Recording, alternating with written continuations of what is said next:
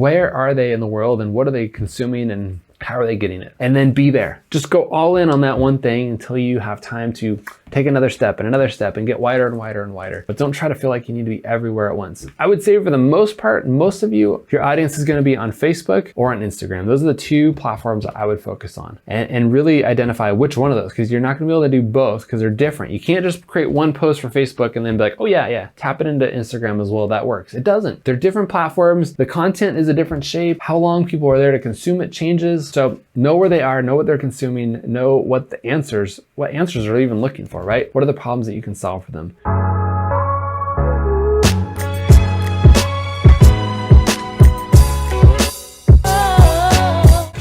80% of your income is made on 20% of your results. So try to increase that 20% results to maybe 30% this next quarter and maybe 40% the next quarter, because it's gonna allow you to do more and more things. So understanding your past business and what you've done this year, and maybe this market's different than it was last year. All right, guys, welcome back. Thanks again for joining us every single Monday morning live as we do this show. It's been an awesome experience the last 36 episodes as we've answered your top 4 questions week after week. If you haven't had a chance to get your question into the show, be sure to submit one, send us a direct message or an email or however you wanna get your question to us. We're excited to get it and put it into the queue. Today, we're talking about content. We've got some great questions that bring up what do you say on social media. So as we jump into that, let's just go right into question number 1. Number 1, looking for a job out of college is tough, especially in the real estate market. How do you know if being an agent is the right fit? That can be challenging. I'll tell you a story. I remember when I was in college, it was a long time ago, but I was at Costco and I was grabbing some milk and some cereal because that was pretty much all I could afford as a college student. And I was leaving Costco in my car. There was this guy carrying a massive TV out. Like, this is right when the flat panel TVs came out, and he had this little car and he's trying to shove this big old TV into this car, and I was like, there's no way this thing's gonna fit. So I drive up to him, and I had a 4Runner at the time, and I could fit a TV in the back of my car, and I was like, hey, I obviously can tell you there's no way you're gonna fit this TV in the back of your car. Do you want me to give you a ride home with this thing, and then you can come back and get your car later? And the guy's like probably 60 years old or so, and he's like, oh, that'd be great, I'd love it, right? And so as we're driving to his house, it's probably like 20 minutes away, he's, telling me about life and stuff, and he's like, what are you doing in school? And I was telling him that I was studying construction management, and he's like, you know what? You would make a great real estate agent. You're friendly, you're outgoing, you like to talk to people, you can carry on a conversation, you're interested in construction. These are all important things. And the thing about it back then, and I was like, you know what? This is what I want to do. This is what my mind was set on. I wish I would have been open to other possibilities. And so this guy was like, you should get into real estate. You should go get your license. Here's my number. Call me anytime. And I pretty much just kind of got rid of his number. And I was like, I don't really care about real estate. I'm not that interested in it. It's not something that I've ever thought about. But the thing is like, there's so many different options you can do in business and in life. And some people get out of school and they know exactly what they want to do, right? They have that exact plan and they know this is the steps that I want to go and this is where I want to go. And some people are like, I don't know, I'm just going to travel until I figure something out. The cool thing about real estate is that it can be very passive and very part-time, and you can just do it on your own basis, right? You can buy and sell your own houses for investment properties. You can start working with other clients and help them on a part-time basis. I know hundreds of real estate agents who work part-time. They may have a full-time job somewhere else, or they may be a stay-at-home parent and they just sell a couple homes a year, and that works for them. It kind of feeds that passion and it brings in some extra cash. All the way to when we were running our full-time real estate team, and we were selling over 200 homes per year, and it was a massive endeavor, and we had tons of moving parts going on, right? And there's a huge difference between doing it part-time and doing it full-time, and how you can kind of have a happy gap in between those two. So if you're just getting out of college, the one thing I would consider, or if you're even just coming from another industry and saying, you know what, I've heard of real estate, obviously, I think this is what I want to do. Here's some questions that I would ask yourself. What do you want to do with it? Is it something that you're doing because you like real estate and you like investing and someday you want to own rental properties? Is it, I like the homeowner and the seller and I want to deal with the people in the transaction and I want to help people buy their dream home? Is it, this is an easy part-time opportunity for me to make some extra money? There's a lot of different elements to it. So what's interesting to you? Which route do you want to go with it? If you want to make it a full-time career, you probably want to see what it's like living the life of a real estate agent 24/7. So what I would do is go find your local real estate office. Go find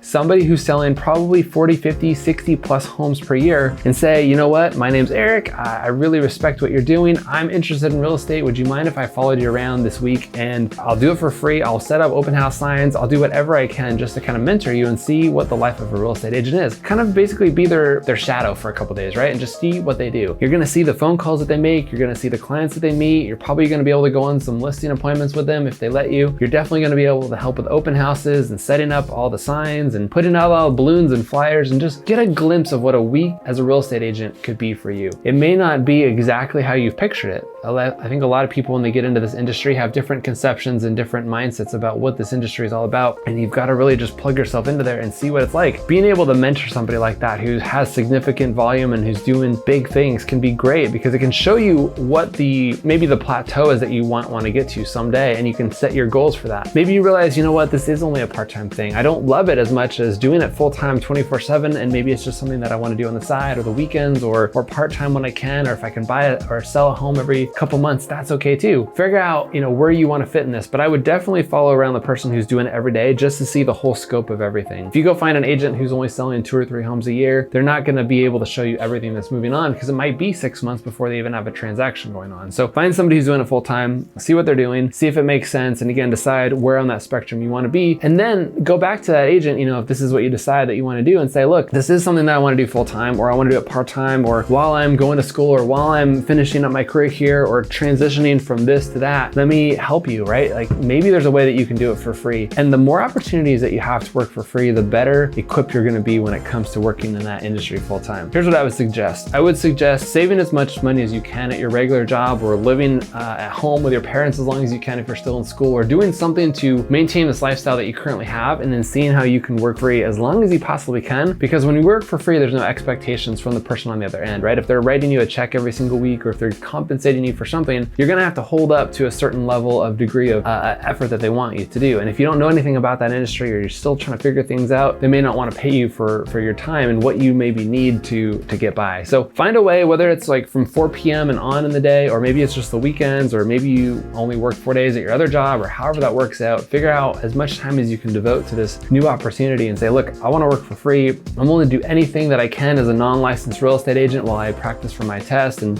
figure out what it's going to take to be a full-time real estate in this business. So do as much as you can. I know there's a ton of limitations depending on what state you're in, but I guarantee that full-time real estate agent will put you to work. Trust me, if somebody approached me and is like, hey, I want to work in your business 10, 20 hours a week, I'll work for free, I'll do anything that you can, I would put you to work. Trust me, you would learn so much. There'd be so many opportunities for you. So just consider that. Find somebody who actually has things going on, a good agent. All you literally have to do is Google real estate agents and then put in the town that you live in, and skip past the ads, because those agents are those agents, but go to the top agents that are in there and see who shows up. Or go on Zillow and just type in homes around you and see the top paid advertisers on there, because usually if you show up as one of the top few searches on Zillow, you probably have enough money to get to that point, which means you're probably spending quite a bit of money on Zillow, which means you're probably selling quite a bit of property every single year. So find those top agents, see who they are, see if they're in a local area near you, and if you can go work for them, and just see what that experience is like, right? Work as long as you can for free, get exposed to as many different moving parts of real estate as you can, whether it's property management, whether it's a buyer's agent or a seller's agent, or if you're just good at standing at an open house and greeting people, and maybe you're better at knocking doors or phone calling, whatever your expertise is, kind of figure out how you can go deep on that and how you can make money in that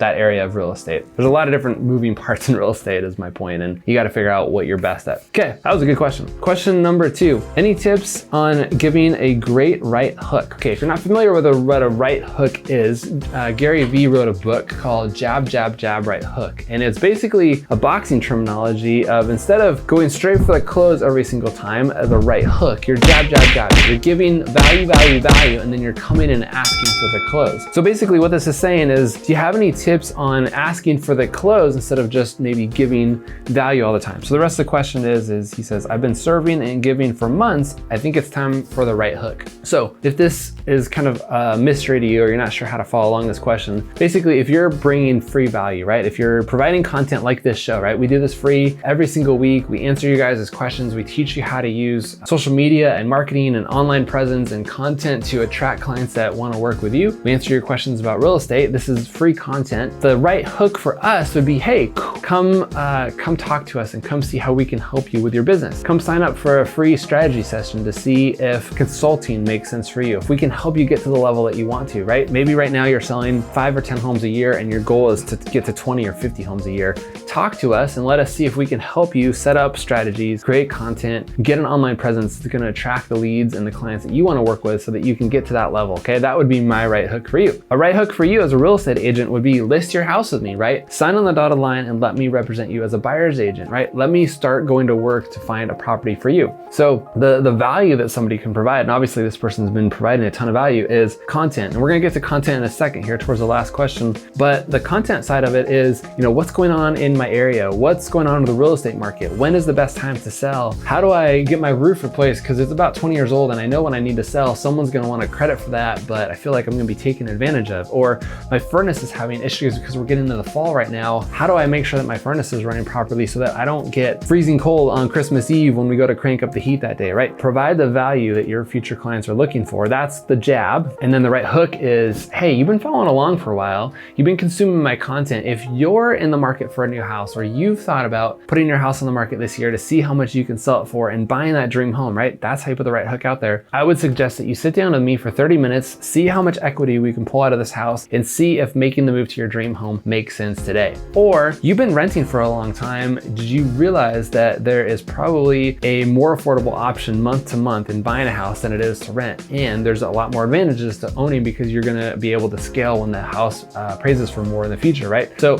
you guys know all these scripts and dialogues. The point is put it out there. Basically bring them to the close of saying, you've been consuming my content for a while, or you've been listening to my podcast, or reading my emails, or consuming my newsletter, or watching my live video that I put out every single day, or whatever it is. I would love the opportunity to work with you. If you found any value in anything that I've been sharing with you over the last couple years or months or however long, a couple months, he said, I've been giving it to you. I would love the opportunity to sit down with you, spend 30 minutes. If that means we go out and get a cup of coffee or we grab lunch or whatever it is, I would love the opportunity to come and talk to you and see how I can help you in achieving the dream that you're after today. Buying that first house, selling your second house, and buying your third house, whatever it is, downsizing, buying your second home, maybe even buying that investment property, right? You've got to put it out there. The point is to really understand what your clients are looking for. If you're speaking to an audience of second homeowners and maybe they're downsizing to something else, or maybe they're first-time home buyers and they're buying that first condo or that first townhouse, or maybe they're savvy with their investments and they're able to pick up a duplex or a fourplex, and that's the niche that you want to work with. You've got to understand the content that you've been creating should help curate this point of, I'm ready to go. Eric's been providing all the content that I need. Now I'm ready to make the decision because I feel educated and I feel like this is the best person that I can work with, okay? So tee them up on that content, bring them all the value that you possibly can. Sometimes this value, he's saying right here, going on for months. It could be months, maybe 2 or 3 months. It could be years, right? I remember when we were in real estate communicating with people for years, like 3+ years, and then they're finally ready to make a decision. They're finally ready to sell their house. It took some time for them to kind of get that moment where it's really ready to go. But if I would have neglected them after 3 months of saying, you know what, you're a bad lead, you're not ready to go, and I neglect them, then I would have missed out on that opportunity. But there's plenty of people in our database who were, for the most part, years out from working with us. But because I stayed in contact with them, I kept bringing that value, I kept delivering content that they were interested in, we got the sell when they were ready to go. So there you go, there's your right hook. You gotta be not subtle about it either. It's gotta be clear, it's gotta be to the point. You've got to, again, wrap up everything that I've told you, and here's the close, right? You said that you were interested in buying an investment property. You said that you were interested in creating cash flow. You said that you wanted a better ROI than you're getting in the stock market. Now's the time to invest in real estate. Stock markets are low.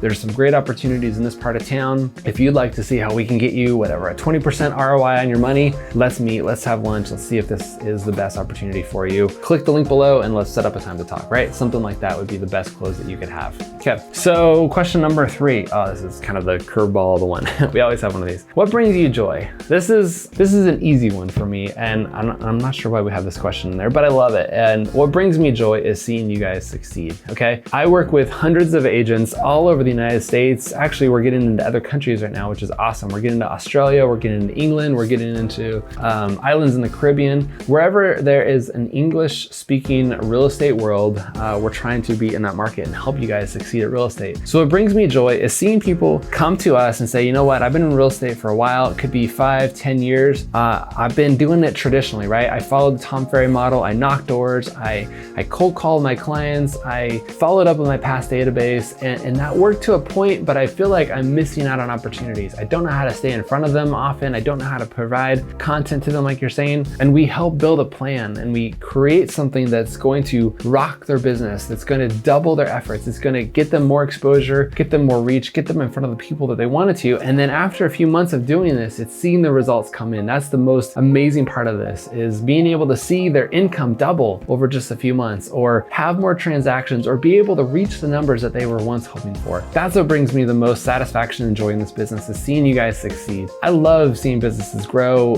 developing new things, just helping people achieve the results that they're looking for. And I think that there's no greater joy, honestly, for me than that. I mean, obviously, like my personal life, I love my family and I love everything that's going on with my wife and kids. But as far as business and joy, it's seeing you guys succeed and get to that next level. That's why I do this, honestly. Like, that's why I'm here, to serve you guys, to help you grow, to figure out the thing that's the challenge for you, right? You're going along and there's a wall, there's a speed bump, there's something that you're stuck with that you can't get over, and helping you accomplish those things is what brings me the greatest joy of being in this business.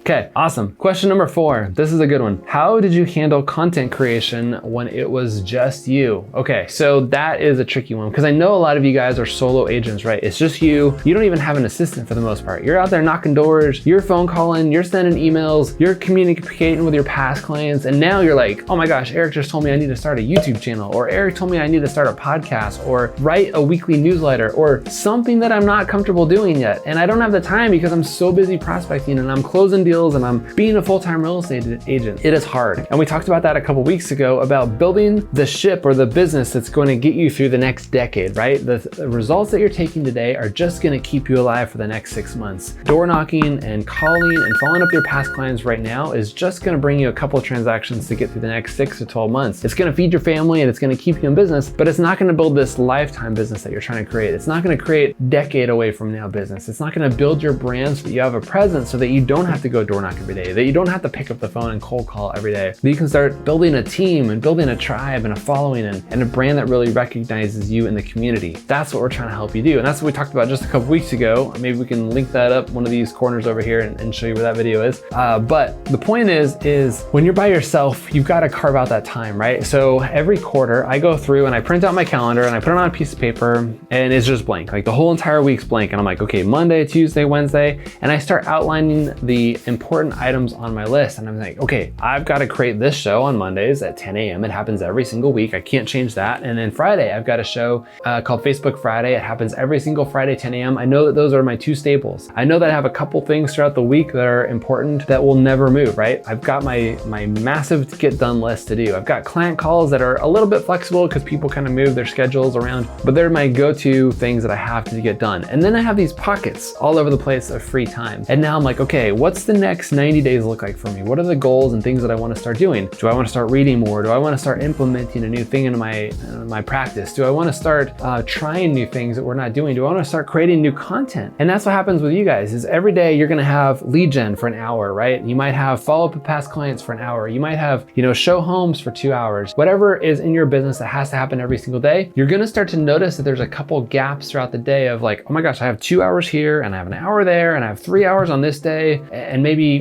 4 hours on Saturday or whatever it is. Start figuring out where these time blocks are and saying, okay, if I could squeeze 30 minutes in there, I could write a blog post today, right? Or maybe I got an hour there, I could figure out a show like this that Eric's doing and I could answer people's questions, because people love answering questions and getting that content. That's why we do this show, because you guys ask questions, I want to give answers. I want to show you guys how to grow your business and do new things. You guys are going to get questions from your clients that you can answer, and you can create content that's going to address those questions. It's going to educate your clients. It's going to show them that you're the most amazing real estate agent in your area, that you can serve them the best that you can. So figure out a way to start adding in these little things into your week that you can say, oh my gosh, if I just spend an hour doing this, like that's all this show takes. It literally takes 30 minutes to film it. It takes like 15 minutes to set up the whole office here so that we can record it. It takes another 15 minutes on the back end to upload it and get it out there for the world to see. Not that hard, right? That's an hour per week to create an awesome show like this. So I know every one of you is like, oh my gosh, I don't have the time to do that. You do. I know it's in there. I know that there's an hour that you could free up some social media time. You could free up some gossip time. You could free up some passive time that you're just spending a little bit more down on something else. Find a time to just break out an hour in your week somewhere to do content like this. And then maybe in 2 months from now, find a way to get 2 hours or 3 hours into your week and just slowly start doing it. That's what I had to do. I realized when we had a real estate team, I was going 60, 70 plus hours a week, right? Just nonstop. I'd get to the office at 6:30, sometimes 7 in the morning, and I would usually be out by 7:30 or 8 at night. The weekends are hit or miss. Sometimes we had massive open houses. Sometimes we had big client events. Sometimes I could just take the day off and do things with my family. But for the most part, it was go, go, go. And when somebody said, oh my gosh, you got to split this time and add this new hour activity in here, or 2 hours or 30 minutes a day, it was hard. But I knew that the sacrifice would bring forth the blessing. So if you guys want to build a ship that's unstoppable, if you want to build a business that's going to be here in a decade and not worry about what the next few years of technology looks like, you're going to have to start carving out this time. You're going to start having to sacrifice some of the other things in your business that don't matter as much, or even more importantly, that you can delegate to somebody else. You probably have, I'm guessing, about 10 hours of stuff a week that you can delegate to somebody else in your team, right? Maybe you find a part-time admin. Maybe you find a virtual assistant who can just take some of these things off your plate to alleviate some time so that you can buy back some of your time and do these things like create social media content, to create a show like this that, again, only takes an hour a week. Maybe there's some opportunities in your schedule to free up some time. But what I would suggest, right now we're wrapping up the year. I don't know when you're gonna watch this later, but right now there's about a month and a half left of this year. I would plan out what my January through March is gonna look like. What are the next 90 days of my life gonna look like? How can I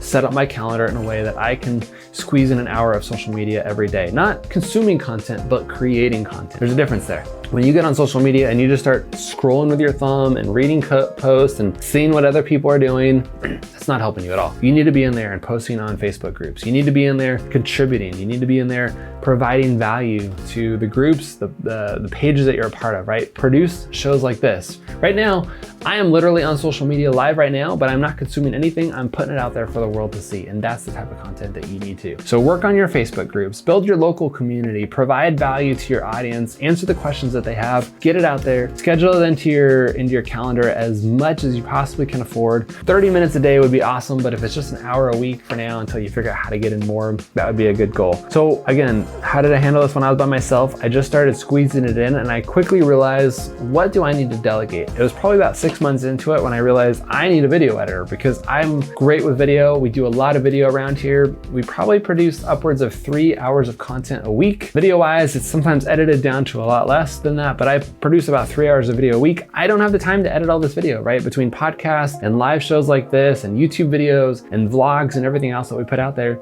I don't have time. So we hired a video editor. We hired somebody to help me come up with the ideas of what to say so we could structure our content in a way that told a story so that you guys can follow along. All these elements were things that I realized I can't keep up with. I've got to hire this help. So every dollar that I made in our business, I started saying, okay, how much of it can I delegate towards hiring a team and to figuring out what I need? If I would have day number one said, oh my gosh, I want to create a podcast, we better go hire this and this and this and this and this, I wouldn't have even known what we needed. So I would have hired the wrong people. I wouldn't have known how to interview them and make sure that we had the right people. So by doing it first on my own and saying, okay, this is how it's working for me and this is the type of show that I want to do and these are the things that I'm struggling with or want to do or however that works for you, now I can figure out what I need to implement in my business. I know how I can delegate this to somebody else. I know the different key members of our team that we need to have. So that's how I was able to structure my business. And now we have an awesome team. Again, I spend an hour doing this and the content's distributed and it goes everywhere that we are on social media, which is awesome, right? We're all over the place. We're omnipresent, as they say. And that's how it should be for you. But in the beginning, it's just gonna be you. You've got to create your own posts. You've got to run your own groups. You've got to create your own video. You've got to put it out there. And so just carve out the specific amount of time that you need to get your stuff done. And then the other part is figuring out where you need to be.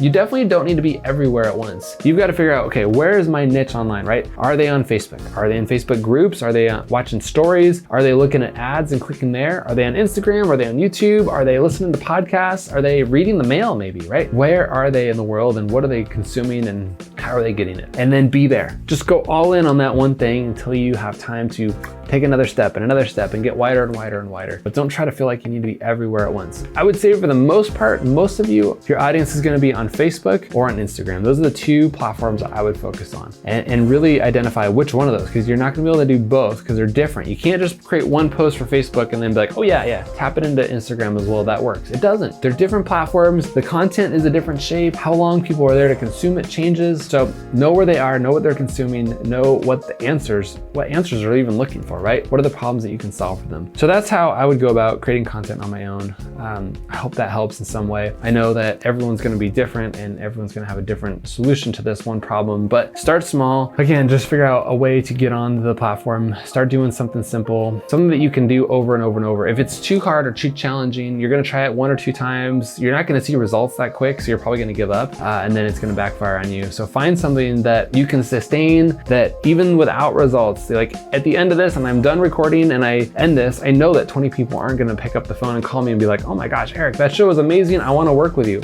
It just doesn't happen that way, and it's not gonna happen with you that way either. These are the stepping stones that I'm putting in place for years down the road. I know that this show is gonna bring massive virality to me. I know that the podcasts that we're creating today are gonna be listened in the future. I know that a client in 3 to 4 years from now will listen to this show, and then they'll call me and then they'll say, I wanna work with you, and I know that your business is the one that's gonna help me get to the level that I need. So that's why I'm doing this, okay? You need the now business, but you also need to build that business for the future. Future-proof yourself. All right, guys, that's the end of my show. I hope that these 4 questions brought some value in your real estate business. If you feel like this has been a benefit to you, would you please share this with somebody who needs to hear it? Share it with another real estate agent in your office, on your team, another part of the world. I know you guys know each other all over the place, networking and going to great events. Thanks for being here. Give us a thumbs up, subscribe if you haven't done so, and I appreciate you being here. Enjoy the rest of your week. It's Monday. Happy Monday, and we will see you on our Friday show, Facebook Friday, 10 a.m. Pacific. Until then, make it a great week. Bye, guys.